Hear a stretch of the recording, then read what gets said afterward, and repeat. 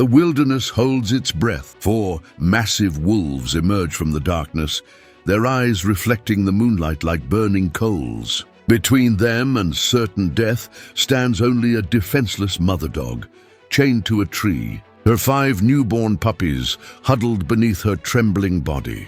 This is the moment that would challenge everything we thought we knew about the natural world.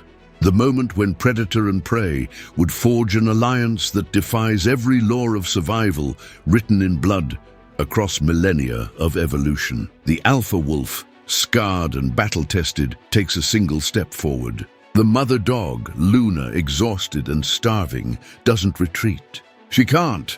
The chain around her neck ensures that. Her babies whimper softly, unaware that they're witnessing something that will be talked about in hushed tones by wildlife experts for years to come. What happens next will leave you questioning everything you thought you knew about loyalty, compassion, and the unbreakable bonds that transcend species. But to understand how a pack of wild wolves became unlikely heroes in this story of survival, we need to go back to where it all began. Before we dive into this incredible journey, I need you to do something for me. Drop your country in the comments below. I want to see how far this story reaches across the globe. And hit that subscribe button for Wind Echo Untold, because stories like this one need to be heard. Trust me, by the end of this video, you'll understand why this tale needed to be told. Meet Luna, not just any dog, but a soul carrying the weight of abandonment like a scar across her heart. 3 years ago, she was nothing more than an unwanted burden passed from hand to hand, until she ended up with Marcos, a man whose isolation had turned his heart to stone. Luna had learned to love, despite never truly being loved in return. She had learned to hope, despite living in a world that had given her every reason to despair. Her golden brown coat, now matted and dull, once shimmered in the sunlight as she ran freely through fields that seemed to stretch into infinity. Her eyes, deep pools of amber, held a wisdom that spoke of countless nights spent wondering why humans, who claimed to love animals, could be so cruel. Marcos lived on the outskirts of civilization, in a ramshackle house surrounded by rusted tools and broken dreams. The nearest neighbor was miles away, and that's exactly how he liked it. People complicated things. People asked questions. People expected things from you that he simply couldn't give anymore. His property was a maze of old machinery, forgotten projects, and the ghosts of ambitions that had died long before Luna arrived. The house creaked in the wind, its paint peeling like old skin, its windows clouded with years of neglect. This was Luna's world, a place where love was rationed like food during a famine. Luna had adapted to this life of emotional scraps. She learned to read Marcos's moods like a meteorologist reads storm clouds. She knew when to approach and when to make herself invisible. She knew that her worth was measured not in affection, but in her ability to be useful without being bothersome. But despite the harsh conditions, Luna possessed something that Marcos had lost long ago: hope. Every morning, she would greet the sunrise as if it were a personal gift. Every evening, she would curl up on her worn blanket, content in the simple fact that she had survived another day. She had no way of knowing that her greatest test was still to come. She couldn't foresee that her capacity for love was about to be challenged in ways that would push her to the very limits of her endurance. Luna was about to become a mother, and in Marcos's world, that was not a blessing. It was a burden too heavy to bear. The trouble began on a crisp autumn morning when Luna's body started changing in ways that filled Marcos with dread. Her belly swelled, her appetite increased, and her need for comfort became more pronounced. Marcos watched this transformation with growing anxiety, knowing that his simple, solitary life was about to become infinitely more complicated. "Not this," he muttered to himself, watching Luna settle into a nesting position in the corner of his workshop. Anything but this. But nature has its own timeline, and exactly 63 days later, Luna brought 5 perfect puppies into a world that didn't want them. 5 tiny, writhing bundles of life that squeaked and searched blindly for their mother's warmth. 5 additional mouths to feed in a household where even one was considered too many.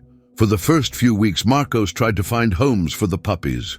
He posted notices in town, asked neighbors, even lowered his standards to include people he wouldn't normally trust with a houseplant. But rural communities have their own harsh realities. Everyone had their own dogs, their own problems, their own reasons why 5 more puppies were the last thing they needed.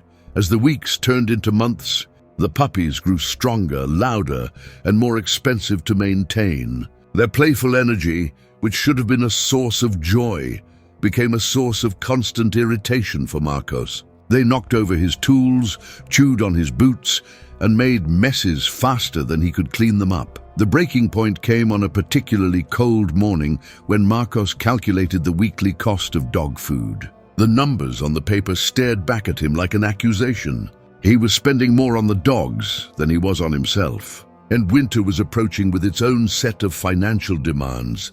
"Enough," he said, crumpling the paper and throwing it into the corner where Luna nursed her babies. "This ends today." Luna looked up at him with those amber eyes, sensing something different in his tone. She had become expert at reading human emotions, and what she saw in Marcos's face that morning made her pull her puppies closer to her body. Marcos spent the day pacing, smoking cigarettes down to the filter and staring out at the vast wilderness that surrounded his property. Somewhere in that maze of trees and shadows, he had found his solution. The forest was hungry, always hungry, and he was about to feed it. The forest held many secrets, but soon it would hold his secret too. A secret that would haunt him for the rest of his life, though he didn't know it yet. All he knew was that by nightfall, his problem would be solved, and his life would return to the blessed simplicity he craved. That evening, Marcos sat on his porch, staring into the darkness beyond his property line. The decision had crystallized in his mind with the cold clarity of winter ice. He would take them to the hunting grounds, a remote clearing he knew 15 miles deep in the forest, where he had spent countless hours tracking deer and rabbit. It was perfect. Isolated, far from any hiking trails or human activity. If anyone ever found them, it would be too late to trace anything back to him. More likely, no one would find them at all. The forest was vast, and it kept its secrets well. The next morning dawned grey and cold, with a wind that cut through clothing like a knife. Marcos loaded his old pickup truck with a length of heavy rope, a few tools, and nothing else. No food, no water, no blankets. This wasn't a rescue mission. It was an abandonment, pure and simple. Luna seemed to sense something was wrong. She whined softly as Marcos approached, her body tensing as if preparing for flight. But there was nowhere to run, and her puppies were too young to travel far on their own. "Come on," Marcos said gruffly, avoiding her eyes. "Let's go for a ride." The truck rumbled through town, past the general store where Mrs. Henderson was opening for the day, past the gas station where old Pete was already working on his first engine of the morning. Normal people living normal lives, unaware of the tragedy unfolding in the back of Marcos's truck. Luna and her puppies were crowded into a small wooden crate, the kind used for transporting chickens to market. The puppies, still nursing, seemed to think this was an adventure. Their tiny tails wagged as the truck bounced over potholes, their eyes bright with curiosity about this new experience. Luna knew better. Every mile that took them further from the only home she had known was a mile into uncertainty. She had learned not to trust sudden changes in routine, and this felt like the biggest change of all. The paved road gave way to gravel, then to dirt, then to nothing more than tire tracks carved through the undergrowth. The trees grew thicker, their branches forming a canopy so dense that even midday felt like twilight. This was the old forest, the kind of place where cell phones lost signal and compass needles spun wildly. Marcos drove in silence, his knuckles white on the steering wheel, his jaw clenched so tight it ached. He had rehearsed his justifications 100 times. He couldn't afford to feed them. He couldn't find homes for them. He was doing what had to be done. But each justification felt thinner and more hollow with every mile. The clearing appeared suddenly, a rough circle of grassland surrounded by towering pines. It was exactly as Marcos remembered, remote, silent, and forgotten by the world. A place where secrets could be buried under layers of fallen leaves and time. He parked the truck at the edge of the clearing and sat for a moment, listening to the absolute silence.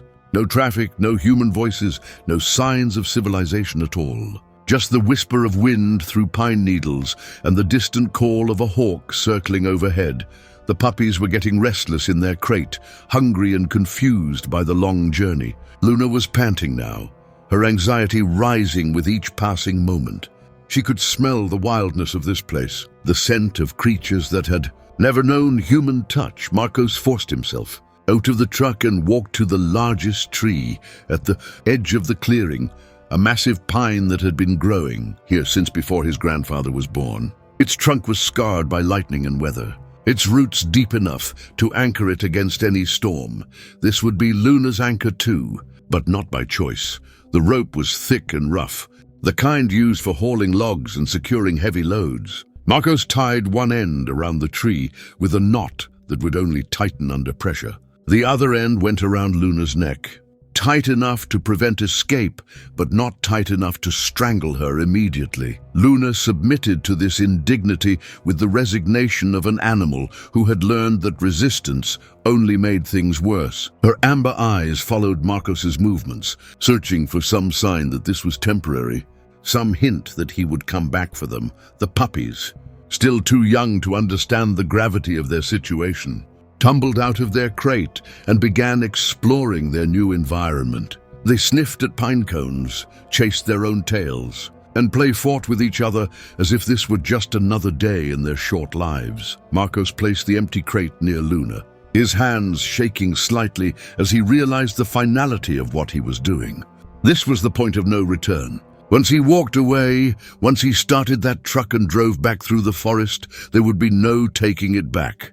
"I'm sorry," he whispered, but the words felt hollow even to him. Sorry was what you said when you accidentally stepped on someone's foot, not when you sentenced a family to death in the wilderness. Luna's eyes followed him as he walked back to the truck. She didn't bark, didn't whine, didn't struggle against the rope. She simply watched, with the dignity of a creature who had never received the love she deserved, but had never stopped offering it to others. The truck started on the third try, its engine coughing like an old man with too many cigarettes in his past. Marcos put it in reverse, his eyes fixed straight ahead, refusing to look at the rearview mirror. He couldn't bear to see what he was leaving behind.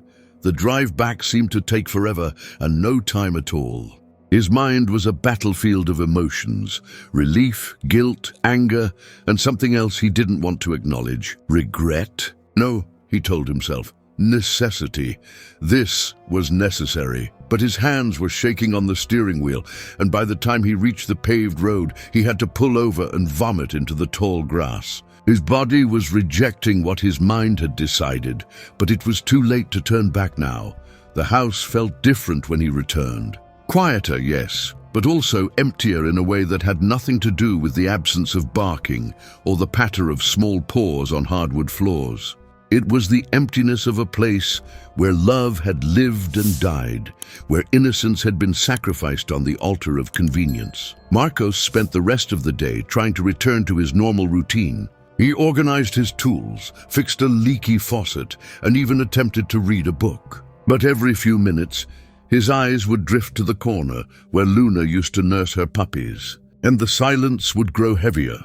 That night he lay in bed staring at the ceiling, telling himself that what he had done was rational, practical, necessary.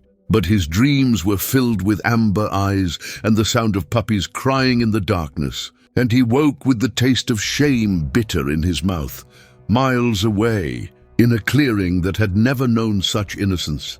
Luna was facing the first night of the greatest trial of her life. She had no way of knowing that she was about to become part of a story that would challenge everything science thought it knew about the natural world. The forest was waking up around her, and it was hungry. As darkness fell over the forest, Luna experienced a fear unlike anything she had ever known. This wasn't the manageable anxiety of living with an unpredictable human.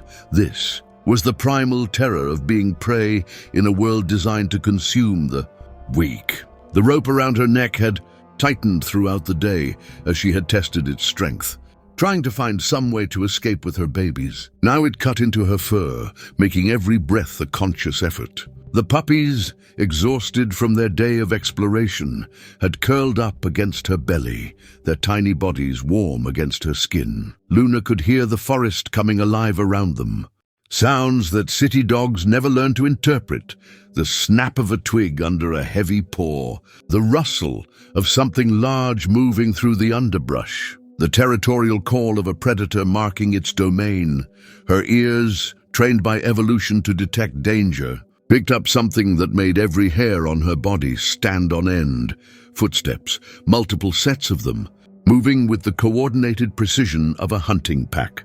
4 shapes emerged from the darkness like living shadows. Wolves, larger than any dog, their eyes reflecting the moonlight like molten gold. The lead wolf was massive, his shoulder reaching nearly 3 feet high, his coat a mixture of gray and black that allowed him to blend seamlessly with the night.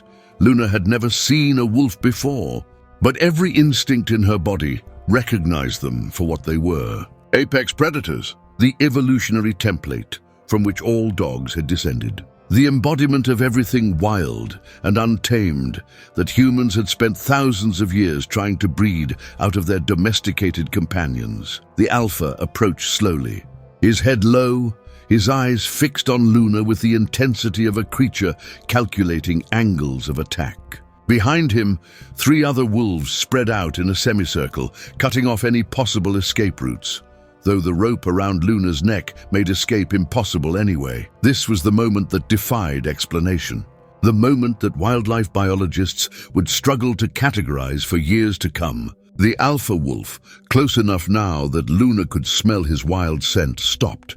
He tilted his head, studying her with an intelligence that seemed almost human. His scarred muzzle, evidence of countless battles survived, twitched as he processed the scene before him. A domestic dog, chained and helpless, with newborn puppies that represented no threat to his pack's territory. Luna, exhausted and terrified, made a decision that would save her life and the lives of her children. Instead of cowering, instead of showing submission or fear, she lifted her head and looked directly into the alpha's eyes. It was a moment of communication that transcended species, language, and the artificial barriers that humans had created between wild and domestic. Luna wasn't challenging the alpha's authority. She was appealing to something deeper than predatory instinct. She was appealing to his sense of justice. The alpha took another step forward, close enough now that Luna could feel his breath on her face.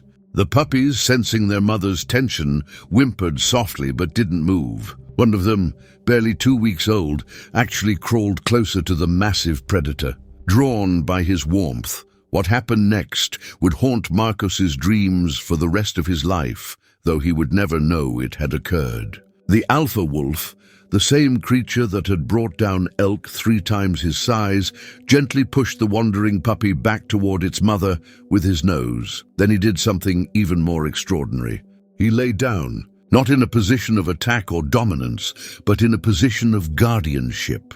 His pack, following his lead, settled into positions around the perimeter of the clearing. Luna stared in disbelief as the creatures that should have been her death became her protectors. The forest, which had seemed like a tomb just moments before, suddenly felt like a sanctuary. The wolves maintained their watch throughout the night. They rotated positions with military precision, ensuring that someone was always alert, always scanning the darkness for threats that might harm the strange family they had chosen to protect. Luna dozed fitfully, waking every few minutes to check on her puppies and to marvel at the surreal situation she found herself in. Each time she opened her eyes, at least one wolf was looking back at her, not with hunger or aggression, but with something that looked remarkably like concern. Dawn broke slowly over the forest, painting the sky in shades of pink and gold that seemed too beautiful for such a desperate situation. The wolves stirred as the sun climbed higher, but they didn't leave. If anything, they seemed more committed to their vigil in the daylight. The youngest wolf of the pack, a sleek female with coat markings that suggested she might be the alpha's daughter, stood and stretched. Then she disappeared into the forest with the fluid grace of a creature perfectly adapted to its environment. Luna watched her go, wondering if this meant the pack was abandoning them after all. But the alpha remained, his yellow eyes never leaving her face, as if he were trying to communicate something important. An hour later, the young female returned, and what she carried in her mouth changed everything Luna thought she knew about the natural world. A rabbit, fresh, still warm, killed with the precise efficiency that only a true predator could manage. The young wolf dropped it near Luna's feet and backed away, her body language clearly indicating that this was an offering, not a threat. Luna stared at the rabbit, her mind struggling to process what was happening. Wolves didn't feed other animals. Wolves didn't sacrifice their own hunt to keep potential competitors alive. Yet here was evidence that everything she thought she knew about survival was wrong. Hunger won out over confusion. Luna hadn't eaten since the previous morning, and her body was demanding fuel to produce milk for her puppies. She dragged the rabbit closer and began to feed, tearing off small pieces and consuming them gratefully. The wolves watched this without moving, their attention focused not on the meal they had provided, but on the puppies who were nursing with renewed vigor as Luna's milk supply strengthened. This was the beginning of a routine that would sustain them for the next 4 days. The pack would take turns hunting, always leaving at least 2 wolves to guard Luna and her babies. They brought rabbit, squirrel, and once even a young deer that must have required the entire pack working in coordination. Each gift was presented with the same respectful distance, the same careful body language that indicated protection rather than predation. Luna began to understand that she was witnessing something unprecedented in the natural world, a cross-species alliance based not on mutual benefit, but on pure compassion. As the days passed, Luna's initial fear transformed into something resembling trust. The wolves had proved their intentions through actions rather than sounds. They had fed her when she was starving, protected her when she was vulnerable, and treated her puppies with a gentleness that seemed to contradict their very nature.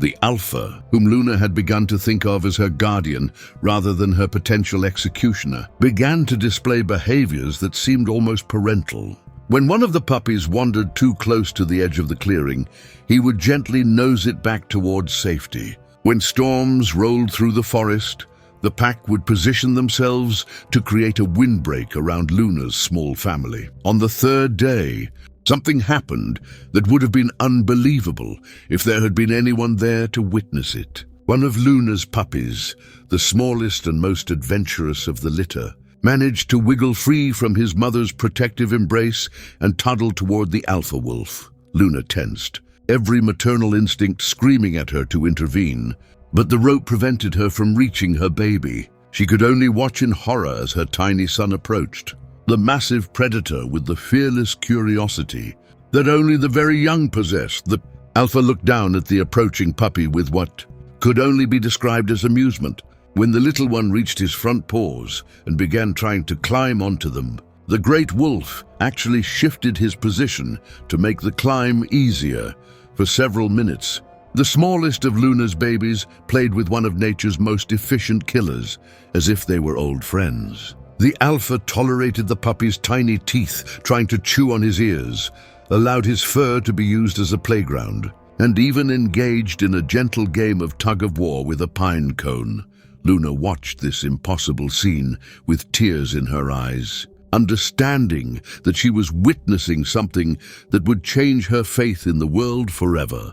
In the darkest moment of her life, when humans had abandoned her to die, the wild world had adopted her instead. But their vigil was about to be interrupted. On the morning of the 5th day, the sound of a truck engine could be heard in the distance, growing louder as it approached the clearing. The wolves' ears pricked up in unison, their bodies tensing with alert wariness. Someone was coming, and their perfect sanctuary was about to be discovered. The sound of the engine grew steadily louder, crashing through the morning silence like a mechanical predator stalking through the forest. The wolves rose as one, their bodies tense and ready for whatever threat this new development might bring.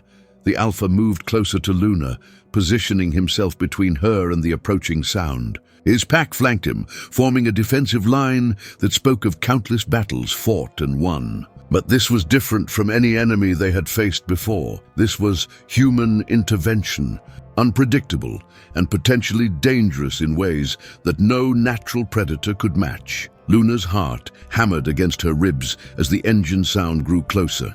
Part of her hoped desperately that this might be rescue, that somehow her ordeal was about to end. But another part of her, the part that had learned to expect disappointment, whispered that this might be something worse.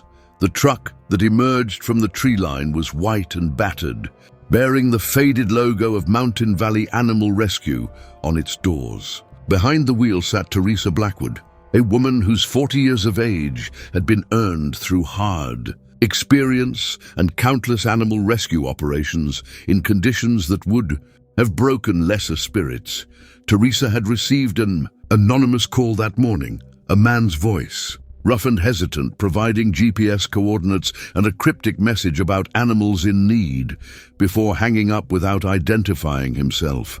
She had almost dismissed it as a prank, but something in the caller's tone had convinced her to investigate. As Teresa's truck broke into the clearing, she saw something that made her slam on the brakes so hard that her equipment slid forward in the truck bed, with a crash that echoed through the forest. There, tied to a massive pine tree, was a medium-sized dog with matted golden fur and ribs clearly visible through her coat. Around her, 4 tiny puppies played in the morning sunlight, their tails wagging as if this were the most normal situation in the world. But it was what else she saw that made Teresa question her own sanity. 4 wolves. 4 full-grown wild wolves sitting in a semicircle around the domestic animals, their posture alert but not aggressive. As Teresa sat frozen in her truck, trying to process what she was witnessing, the largest wolf, clearly the alpha of the pack, turned his head to look directly at her. His eyes held an intelligence that seemed almost human, and for a moment Teresa felt as if she were being evaluated, measured against some criteria that she couldn't understand. Then, with deliberate slowness that suggested careful consideration rather than fear, the alpha rose to his feet. What happened next would remain burned into Teresa's memory for the rest of her life, though she would never speak of it publicly, knowing that no one would believe her account. The alpha approached Luna one final time, his massive head lowering to gently touch her forehead with his nose. It was a gesture so tender, so obviously filled with affection, that Teresa felt tears spring to her eyes without understanding why. Then the great wolf turned and looked directly at Teresa again. His message unmistakable: take care of them. We have done all we can. The pack began to move toward the far end of the clearing, their retreat unhurried and dignified. They weren't fleeing from the human presence. They were completing a mission and handing responsibility over to someone better equipped to provide what Luna and her puppies needed next. Luna watched them go, her amber eyes tracking their movement until they disappeared into the shadows between the trees. She had been abandoned by humans and saved by wolves, and now she was being transferred back to human care. The irony was not lost on her, even if she lacked the words to express it. Teresa sat in her truck for several minutes after the wolves disappeared, trying to reconcile what she had witnessed with everything she thought she knew about wildlife behavior. Wolves didn't protect domestic animals. Wolves didn't sacrifice hunting time to feed competitors. Wolves certainly didn't engage in what could only be described as interspecies cooperation, yet the evidence was undeniable. Luna was alive, her puppies were healthy, and there were clear signs that they had been sustained by fresh meat that could only have come from successful hunts. The bones scattered around the area told a story of systematic feeding over multiple days, When Teresa finally approached Luna, she was struck by the dog's calm demeanor. This wasn't an animal crazed by fear or starvation. This was a mother who had been through an ordeal but had emerged with her dignity intact and her children safe. The rope around Luna's neck had cut deep enough to leave permanent scars, but it hadn't prevented her from caring for her babies throughout their ordeal. As Teresa carefully removed the restraint, Luna didn't struggle or show any signs of panic. She seemed to understand that this was another transition, another chapter in a story that had already taken her through the depths of human cruelty and the heights of unexpected compassion. As Teresa loaded Luna and her puppies into the safety of her rescue truck, she found evidence of the wolves' care scattered throughout the clearing. Fresh bones from multiple hunting trips, worn areas in the grass where large bodies had rested during their vigil. Even a few tufts of wolf fur caught on low branches, proof that this hadn't been some stress-induced hallucination. But perhaps the most compelling evidence was Luna herself. An animal abandoned to die in the wilderness should have been traumatized, should have shown signs of the terror that such an experience would naturally produce. Instead, Luna seemed peaceful, almost serene, as if she had learned something about the world that few creatures ever discover. Her puppies, too, showed none of the developmental delays that might have been expected from 5 days of inadequate nutrition. They were alert, playful, and obviously well-nourished. Their coats were thick and healthy, their eyes bright with the curiosity that marked properly cared-for young animals. As Teresa drove back through the forest, Luna lying calmly in the back of the truck with her babies nursing contentedly, the rescue worker found herself struggling with a story that she knew no one would believe. She had witnessed something that challenged the fundamental assumptions of wildlife biology, something that suggested the natural world was far more complex and compassionate than humans had ever imagined. 20 miles away, Marcos hung up his phone with shaking hands. The call to the animal rescue had been the hardest thing he had ever done. Harder even than the original abandonment. For 5 days, he had been haunted by dreams of Luna's amber eyes, tortured by the knowledge of what he had condemned an innocent family to suffer. He had driven back to the clearing twice, both times losing his nerve before he got close enough to see what had become of them. His guilt had grown heavier with each passing hour, until he could barely function under the weight of what he had done. The anonymous tip had been his attempt at redemption, though he knew it was probably too late. 5 days in the wilderness was a death sentence for domestic animals, especially a nursing mother with newborn puppies. He had probably just sent the rescue worker to discover bodies and add another tragedy to her already difficult job. But as he sat in his empty house, listening to the silence that should have brought him peace, Marcos found himself hoping against hope that somehow, impossibly, Luna and her babies had survived. He would never know that his hope had been answered in the most extraordinary way possible, that his victims had been saved by the very wilderness he had tried to use as their executioner. The forest, it seemed, had its own sense of justice. At Mountain Valley Animal Rescue, Luna's arrival created a stir among the volunteers and staff. Animals that had been abandoned in wilderness conditions typically arrived traumatized, malnourished, and suffering from exposure. Luna was certainly thin and bore the physical scars of her ordeal, but her demeanor suggested an animal that had been through something transformative rather than simply traumatic. Dr. Sarah Chen, the rescue's primary veterinarian, examined Luna with growing amazement. "This dog should be in shock," she murmured to Teresa as she checked Luna's vital signs. 5 days in the wilderness, tied to a tree, nursing puppies. She should be a psychological wreck. Instead, she's one of the calmest animals I've ever treated. The puppies, too, defied expectations. At their age, even a day without adequate nutrition could have caused developmental delays or failure to thrive. Instead, they were robust, alert, and developing exactly as they should. Their blood work showed perfect nutrition levels, as if they had been carefully maintained by an experienced caregiver throughout their ordeal. "What did she eat out there?" Dr. Chen asked, studying the test results with puzzlement. "These nutrition levels suggest a diet of fresh meat, But domestic dogs don't typically hunt successfully in the wild, especially not nursing mothers tied to trees. Teresa hesitated, then decided that the truth would sound too incredible. There was evidence of scavenged carcasses in the area, she said carefully. She probably managed to reach some of them. It wasn't technically a lie, but it wasn't the whole truth either. The whole truth would have required explaining about 4 wolves functioning as voluntary caregivers, and Teresa wasn't ready to face the skepticism that such a story would generate. Over the following weeks, Luna's recovery exceeded everyone's expectations. Her physical wounds healed cleanly, leaving only faint scars around her neck as evidence of her ordeal. But it was her psychological recovery that truly amazed the rescue staff. Most abandoned animals went through a period of depression, confusion, and fear of additional abandonment. Luna seemed to have moved beyond such concerns entirely. She interacted with humans with polite friendliness, but without the desperate neediness that typically characterized rescued animals.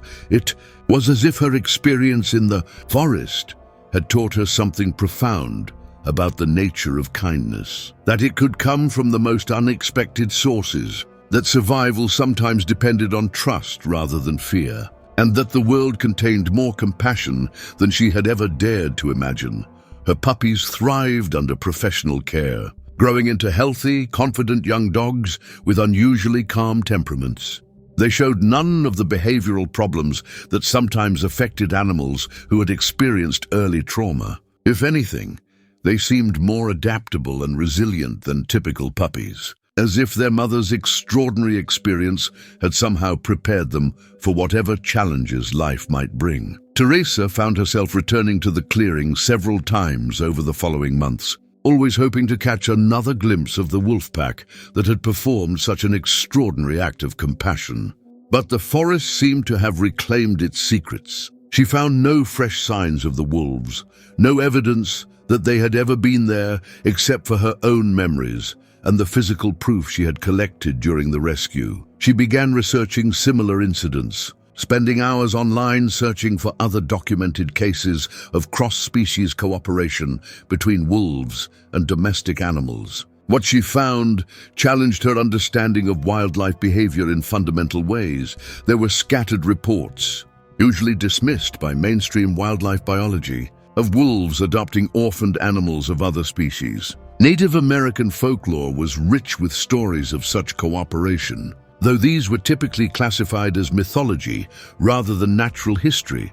A few researchers had documented cases of wolves showing unusual gentleness toward non-threatening animals, but nothing as systematic or sustained as what Luna had experienced. Teresa found herself wondering if such incidents were more common than anyone realized, occurring in wilderness areas where human witnesses were simply not present to document them. One by one, Luna's puppies found permanent homes with families who had been carefully screened by the rescue organization.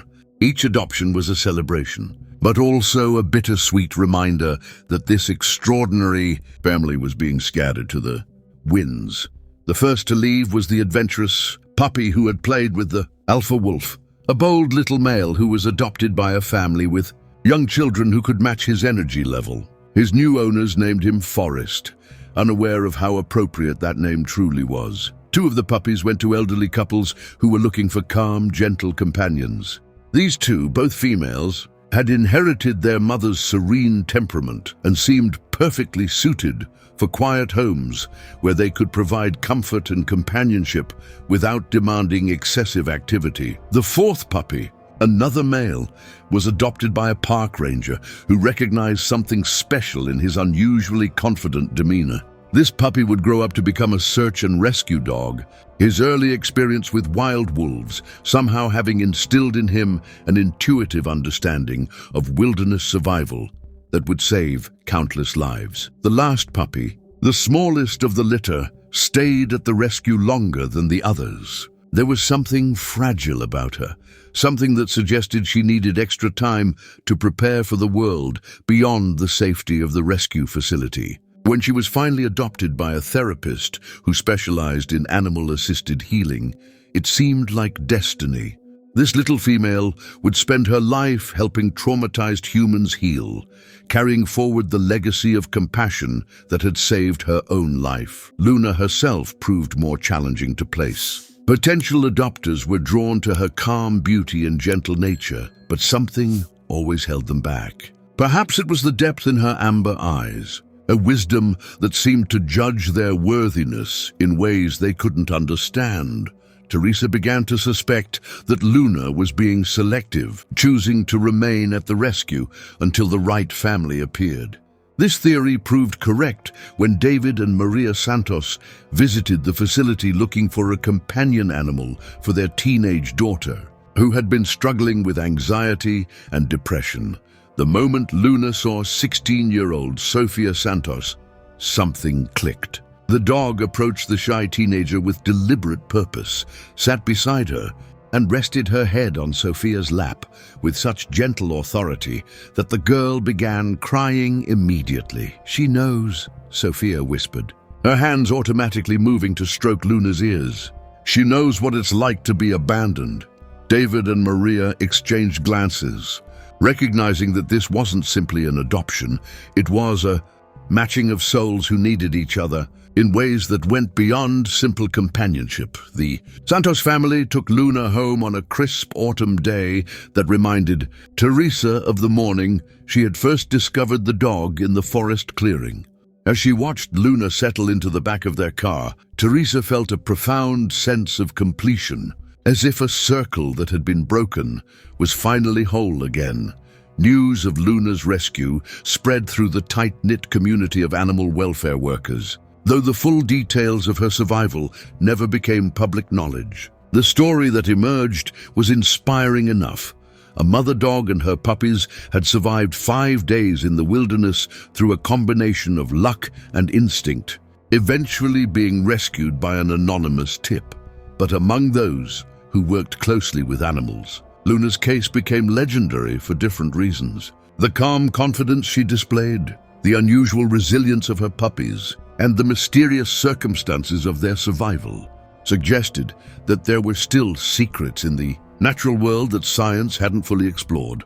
Dr. Chen began incorporating Luna's case into her lectures at the veterinary college, using it as an example of how animals could surprise humans with their capacity for survival and adaptation. She never mentioned the wolves. Teresa had sworn her to secrecy on that detail, but she emphasized that the relationship between domestic and wild animals was more complex than most people realized. 6 months after the rescue, Teresa received a call that made her heart race with excitement and possibility. A hiker had reported seeing what appeared to be a domestic dog playing with wild wolves in a meadow about 10 miles from the original rescue site. The description was tantalizingly familiar. A medium-sized dog with golden fur, interacting peacefully with a pack of 4 wolves. The hiker had been too far away to get clear photographs, but he was certain of what he had seen. Teresa knew it was impossible. Luna was living happily with the Santos family, thriving in her new environment and helping Sofia overcome her emotional challenges. But the report suggested that something extraordinary was continuing to happen in that forest, something that challenged conventional understanding of how different species were supposed to interact. She organized an expedition to investigate, bringing along 2 wildlife biologists who specialized in wolf behavior. They found evidence of unusual activity, areas where the ground had been disturbed by multiple animals of different sizes, scent markings that seemed to indicate peaceful coexistence rather than territorial conflict. But they found no direct evidence of the wolves adopting another domestic animal. No proof that the behavior Teresa had witnessed was part of a larger pattern. The forest kept its secrets, revealing only tantalizing hints of the miracles that might be occurring in its depths. As winter settled over the mountains, Luna adapted to her new life with the Santos family with remarkable ease. She seemed to understand that her role was to provide comfort and stability for Sofia, who was slowly emerging from the depression that had shadowed her teenage years. The two formed an inseparable bond, with Luna accompanying Sofia to school, lying beside her during homework sessions, and providing silent support during the difficult moments that still occasionally overwhelmed the sensitive teenager. "She saved my daughter," Maria Santos told Teresa during a follow-up visit.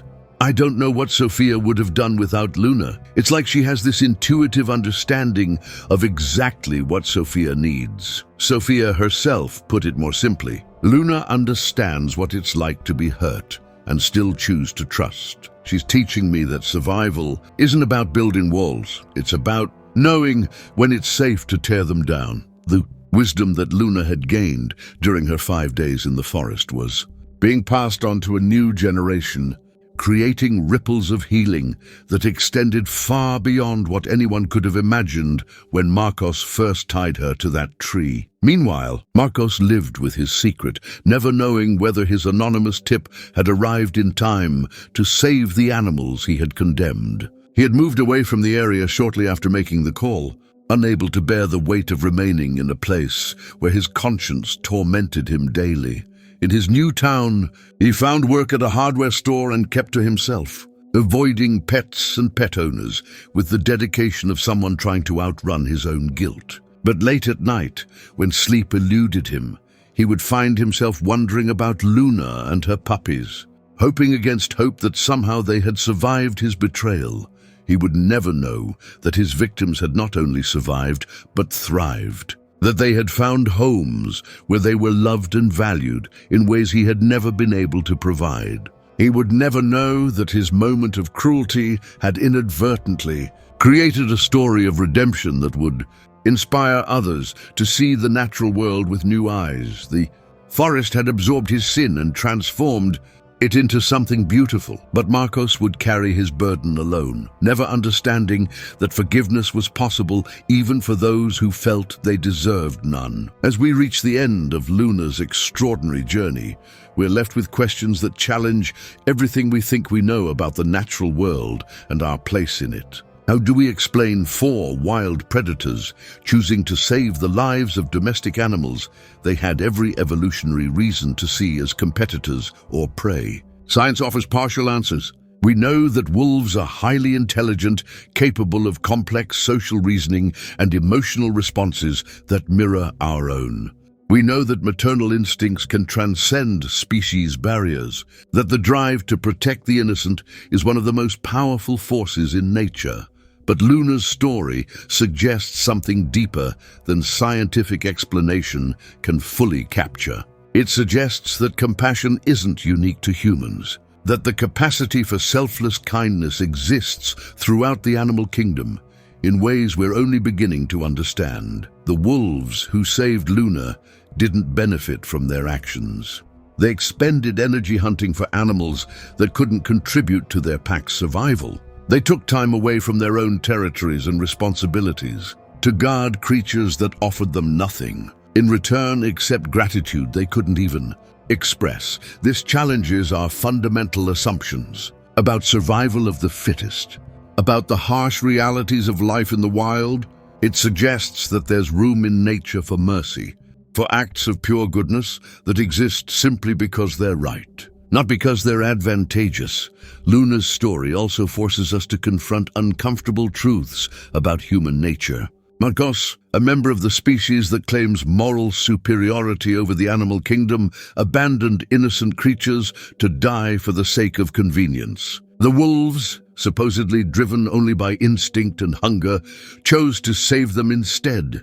What does this say about the values we claim to hold dear? What does it reveal about the gap between human potential and human reality? But there's hope in this story too. Teresa's dedication to animal rescue, the Santos family's commitment to healing, the anonymous caller's crisis of conscience. These remind us that humans are capable of great compassion when we choose to act. On Our Better Angels, Luna's recovery wasn't just about surviving abandonment in the wilderness. It was about learning to trust again after betrayal, about finding the strength to love despite being unloved, about discovering that kindness can emerge from the most unexpected sources. Today, Luna continues to live with the Santos family, her presence transforming their daily lives in ways both subtle and profound. Sophia has blossomed into a confident young woman who credits her healing to the lessons her rescued companion taught her about resilience and trust. The puppies, now full-grown dogs, carry their mother's legacy into homes across the region. Forrest has saved 7 people as a search and rescue dog, his wilderness instincts guiding him to lost hikers and disaster victims. The therapy dog has helped countless trauma survivors begin their own journeys toward healing. Each life they've touched represents another ripple from that original act of compassion in the forest clearing. The wolf's decision to save one small family has created a cascade of healing that continues to spread, proving that no act of kindness is ever truly small or isolated. The wolves themselves have vanished back into the wilderness from which they emerged, leaving behind only memories and the transformed lives of those they chose to save. Wildlife cameras placed throughout the forest have captured images of the pack, but never again engaged in the kind of cross-species caregiving that saved Luna's life. Perhaps it was a one-time occurrence, a perfect storm of circumstances that created an opportunity for compassion that will never be repeated. Or perhaps such miracles happen more often than we realize, in remote places where human witnesses are rare and the wild world keeps its secrets. What we know for certain is that the natural world is far more complex, far more capable of surprising us than we've ever imagined. Luna's story reminds us that we share this planet with creatures whose emotional and moral capabilities may rival our own, whose capacity for kindness exists alongside their need for survival. This story belongs to all of us because it reveals truths about compassion, survival, and the connections that bind all living things together. But it also carries a responsibility to see the natural world with new eyes, to recognize that every creature we encounter has the capacity for both suffering and joy, and to understand that our actions ripple outward in ways we can barely comprehend. If Luna's story has moved you, if it's changed the way you see the relationship between humans and animals, I need you to do more than just watch and move on. Hit that subscribe button for Wind Echo Untold and ring the notification bell, because stories like this one need to reach every corner of the globe.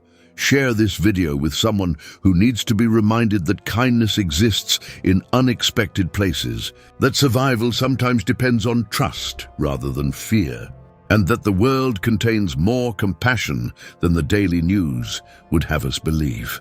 In the comments below, tell me about a time when you witnessed unexpected kindness from an animal, or when you had the chance to show compassion to a creature in need. Let's create a community of people who understand that every living thing has value, that every act of kindness matters, and that stories like Luna's deserve to be told.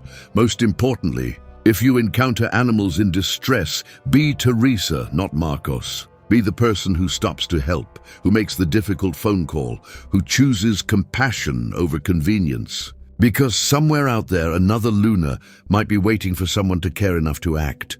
The wolves showed us what's possible when we choose mercy over indifference. Now it's our turn to carry that legacy forward, one act of kindness at a time. Remember, in a world that often seems cruel and indifferent, stories like Luna's remind us that love is stronger than abandonment, that hope is more powerful than despair, and that sometimes the most profound acts of heroism come from the most unexpected heroes. The forest is still out there, still keeping its secrets, still teaching us that the world is more beautiful and more compassionate than we dare to believe. We just have to be willing to listen. Thank you for joining me on this incredible journey. Until next time, this is Wind Echo Untold, reminding you that the most powerful stories are the ones that change how we see the world and ourselves.